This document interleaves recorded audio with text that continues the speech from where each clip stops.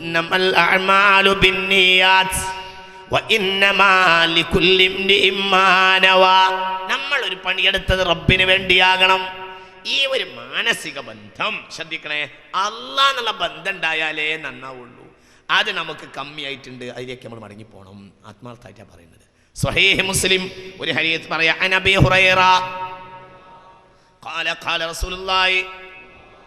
നോക്കൂ സ്വഹീഹ് മുസ്ലിം, യഖൂലുല്ലാഹു യൗമൽ ഖിയാമ, അന്ത്യനാളിൽ അല്ലാഹു വിളിച്ചു പറയും, ഐനൽ മുതഹബ്ബൂന ബിജലാലി, എനിക്ക് വേണ്ടി പരസ്പരം സ്നേഹിച്ചവർ വരൂ, സ്നേഹിച്ചവർ വരൂ, എനിക്ക് വേണ്ടി പരസ്പരം ഇഷ്ടപ്പെട്ടവർ വരൂ. നമ്മളൊക്കെ അല്ലാഹു ആ ബന്ധം നിലനിർത്തട്ടെ. അല്ലെങ്കിൽ എന്താണ് നമ്മളിപ്പോൾ തമ്മിൽ ഒന്നാക്കിയ കാര്യം? എന്താണത്? അള്ളാഹ്ക്ക് വേണ്ടി പരസ്പരം യോജിച്ചു, അള്ളാഹ്ക്ക് വേണ്ടി യോജിച്ചു. അങ്ങനെ തന്നെയാണ്. അള്ളാഹ്ക്ക് വേണ്ടി യോജിച്ചു.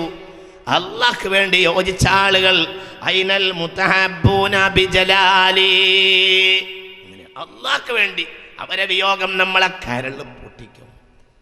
ഞാൻ ഈ അടുത്ത കാലത്ത് എനിക്ക് ഒരാൾ മരിച്ചിട്ട് നിയന്ത്രിക്കാൻ കഴിയാതെ ഇരുന്ന് കരഞ്ഞു പോയത് നാട്ടിക മൂസ മുസ്ലിയാർ മരിച്ചതിന് ശേഷം.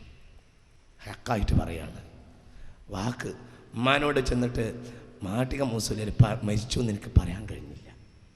കാരണം ആ ഒരു നഷ്ടം ഇന്നും നികത്തിയിട്ടില്ല എന്ന് എനിക്ക് തോന്നുന്നു. അത്രയും കഴിവുള്ളൊരു മനുഷ്യനായിരുന്നു. ചെറുപ്പക്കാരെന്നു ഒരു വിഷയത്തിന് ഒരു നെല്ലും പതിരും തീർത്ത് ജനങ്ങൾക്ക് പറഞ്ഞു കൊടുക്കാൻ. അതുകൊണ്ട് ജനങ്ങൾക്ക് ഒരുപാട് ഇഷ്ടിതായിട്ടുണ്ടായി. ജനങ്ങൾക്ക് കാര്യം ബോധ്യപ്പെട്ടു. ഏതൊരു കാര്യത്തിനും കറക്റ്റ് വിഷയങ്ങൾ പറഞ്ഞു കൊടുക്കും. ജനങ്ങളെ ബുദ്ധിമുട്ടാക്കൂല. നോക്കൂ, നമ്മളെ കുടുംബത്തിൽ പല ആളുകൾ മരിച്ചല്ലോ, അദ്ദേഹം കരച്ചിൽ വരാഞ്ഞു. നമ്മൾ ആ മനുഷ്യനും അത്ര വലിയ ബന്ധമൊന്നുമില്ല. ഞാൻ ആ മനുഷ്യൻ്റെ വീട്ടിൽ ആ മനുഷ്യൻ മരിച്ചെന്ന് പോയിട്ടുണ്ട്. മുമ്പും പോയിട്ടില്ല, പിമ്പും പോയിട്ടില്ല. പിന്നെന്തേ എന്തേ ബന്ധം? അതാണ് ഐനൽ മുതഹബ്ബൂന ബിജലാലി, എനിക്ക് വേണ്ടി പരസ്പരം സ്നേഹിച്ചവർ വരുമെന്ന് പറയും. എനിക്ക് വേണ്ടി സ്നേഹിച്ചവരാണ് അവർ.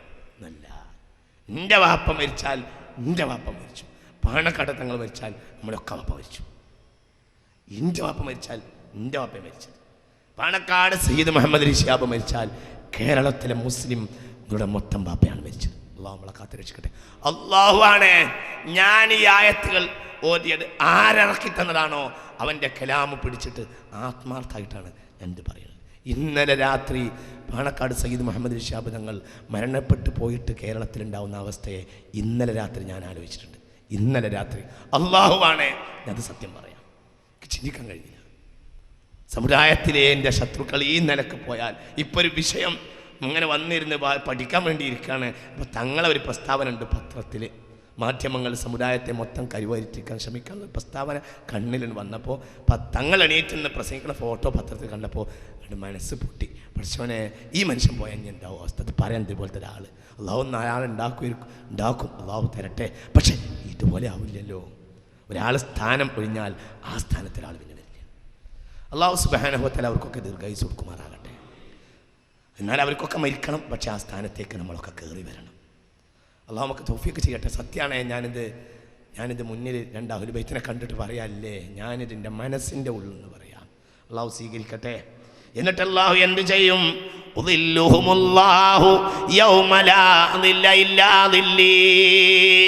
ഇന്റെ തണലല്ലാതെ മറ്റൊരു തണലുമില്ലാത്ത ഇന്നത്തെ ദിവസം ഞാൻ അവർക്ക് മശ്റയിൽ തണൽ കൊടുക്കുമെന്ന് മുഹമ്മദ് നബി.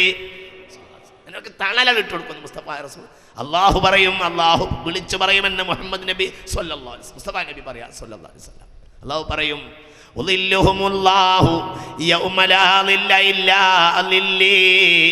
എനിക്ക് വേണ്ടി പരസ്പരം കൂടിയവര് ഒന്നായി ഒരു എൻ്റെ തണലിൻ്റെ കീഴിൽ നിൽക്കും. അവർക്ക് 50,000 വർഷത്തിൻ്റെ മഹ്ശർ 2 റക്അത്ത് നിസ്കാരം പോലെ എളുപ്പമാകുമെന്ന് മുഹമ്മദ് നബി.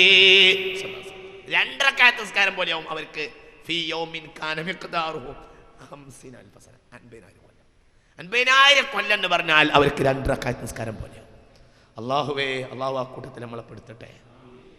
കേട്ടോ, ഒരു ഹദീസും കൂടെ ഹാക്കിം രേഖപ്പെടുത്തിയ നബി ഹുറൈറ ഖാല മൻ സറഹു അൻ യജിദ തുഅമൽ ഈമാൻ ഫൽയുഹിബ്ബൽ മർഅ ലാ യുഹിബ്ബുഹു ഇല്ലാ ലില്ലാഹ്.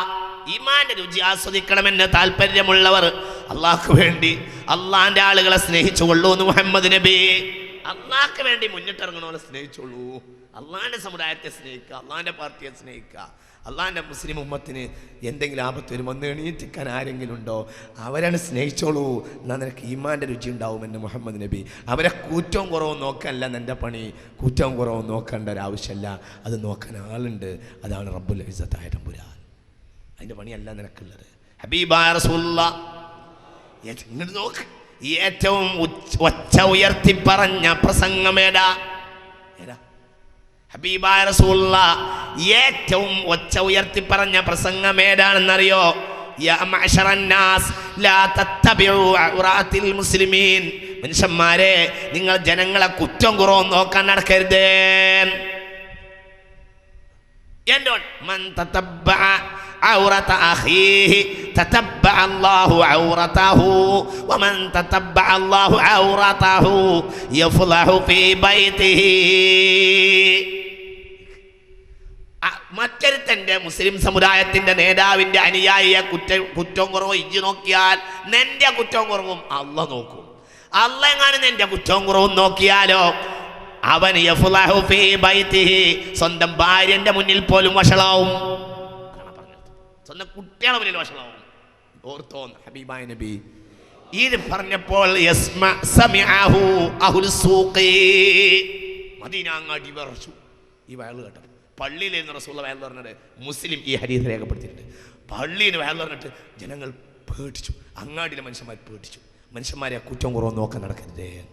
ഹബീബായ റസൂലുള്ള ഏറ്റവും ഒച്ച ഉയർത്തി പറഞ്ഞ പ്രസംഗം ഇതാണ്. ശ്രദ്ധിക്കണം മുഅ്മിനീങ്ങളെ, ഈ വാക്കുകൾ നമുക്കുള്ള കൽബിലേക്ക് ഒരു ഇബ്റത്ത് ഉണ്ടാക്കി തരട്ടെ. നോക്ക്, ഹബീബായ നബി പറഞ്ഞു, സ്വഹീഹ് മുസ്ലിം, ഒരു ഹദീസ് കൂടി പറയാം. അൻ തമീം അദ്ദാരി ഖാല ഖാല റസൂലുള്ളാഹി അദ്ദീനു അന്നസീഹ അദ്ദീനു അന്നസീഹ അദ്ദീനു അന്നസീഹ ഖലഹ സലാസ. ഹബീബായ നബി ഒരിക്കൽ പറഞ്ഞു, ദീൻ എന്നാൽ ഗുണകാംക്ഷയാണ്, ഗുണം വരട്ടെ എന്ന് പ്രതീക്ഷിക്കലാണ്, ഗുണം വരട്ടെ എന്ന് ആഗ്രഹിക്കലാണ്. ഖാലു, അവർ ചോദിച്ചു, ലിമൻ, ആർക്ക് ഗുണം വരട്ടെ എന്ന് പ്രതീക്ഷിക്കണം നബിയെ? ഖാല ലില്ലാഹി വലി കിതാബിഹി വലി റസൂലിഹി വലി അഇമ്മത്തിൽ മുസ്ലിമീന വഅമ്മതിഹിം. അഞ്ചാൾക്ക് ഗുണം വരട്ടെ എന്ന് പ്രതീക്ഷിച്ചാൽ ഒരാൾ മുസ്ലിം ആവും. ലില്ലാഹി, എണ്ണു കയ്യിലുണ്ട്, എണ്ണു. അഞ്ചാക്ക് ഗുണം വരട്ടെ എന്ന് മനസ്സിൽ സദാ ആഗ്രഹമുള്ള ആളുകൾ മുഅ്മിനാവും, സ്വർഗവും കിട്ടും. ഏതാ? ഒന്ന് ലില്ലാഹി, അള്ളാഹ്ക്ക് ഗുണം വരട്ടെ എന്ന് ആഗ്രഹിക്കുക. അള്ളാഹ്ക്കിന് നമ്മൾ ഗുണം വരട്ടെ എന്ന് നേരണോ? അതിന്റെ ആവശ്യം എന്താ? അതാ പറഞ്ഞതിന്റെ അർത്ഥം എന്താ? അള്ളാഹുവിന്റെ വചനം ഉയർത്തപ്പെടട്ടെ, അള്ളാഹുവിന്റെ തൗഹീദിന്റെ വചനം ഉയർത്തപ്പെടട്ടെ എന്ന് അള്ളാന്റെ വാക്കുകൾ ഭൂമിയിലാകെ മുഴങ്ങട്ടെ എന്ന് വിളിച്ചു പറയുക. ആളുകൾ അംഗീകരിക്കട്ടെ, ആ സത്യത്തിലേക്ക് കൂടുതൽ ആളുകൾ കടന്നു വരട്ടെ എന്ന് ആഗ്രഹിക്കുക. ഒന്ന് വലി കിതാബി, ഖുർആന്റെ ശ്രേയസ് ലോകമെക്കാല എവിടെയും പരക്കട്ടെ എന്ന് ആഗ്രഹിക്കുക, എവിടെയും ഖുർആൻ പരക്കട്ടെ എന്ന് ആഗ്രഹിക്കുക. രണ്ട് വലി റസൂലിഹി, മുസ്തഫായ നബിയെ പറ്റി എവിടെയും നന്മ പറയപ്പെടട്ടെ എന്ന് ആഗ്രഹിക്കുക. വലി അഇമ്മത്തിൽ മുസ്ലിമീന, മുസ്ലിം നേതാക്കൾക്ക് നല്ലത് വരട്ടെ എന്ന് ആഗ്രഹിക്കുക, പ്രാർത്ഥിക്കുക. വലി അഅമ്മതിഹിം, മുസ്ലിം പൊതുജനത്തിനും.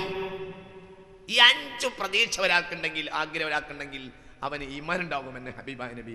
ദീനുണ്ട്, അതാ ദീനുണ്ട് പറഞ്ഞു. മനസ്സിലായില്ലേ മോമിനിങ്ങളെ? സ്വഹീഹുൽ ബുഖാരി, സ്വഹീഹ് മുസ്ലിം, അതാണത്. അങ്ങനെയാ, അതാ മുസ്ലിം. അതല്ലേ മുസ്ലിം എന്ന വേറുള്ളവർക്കൊക്കെ ഗുണം പ്രതീക്ഷിക്കുക. ശത്രുവിന് വരെ ഗുണം പ്രതീക്ഷിക്കണല്ലേ മുസ്ലിം. പിന്നെ എങ്ങനെ മിത്രത്തിന് ഗുണം പ്രതീക്ഷിക്കാതിരിക്കണം? നിങ്ങൾക്കറിഞ്ഞൂടെ? അതല്ലേ ഖൽബുൽ ഖുർആന്റെ ചരിത്രം. ഖുർആനിന്റെ ഖൽബാണ് യാസീൻ.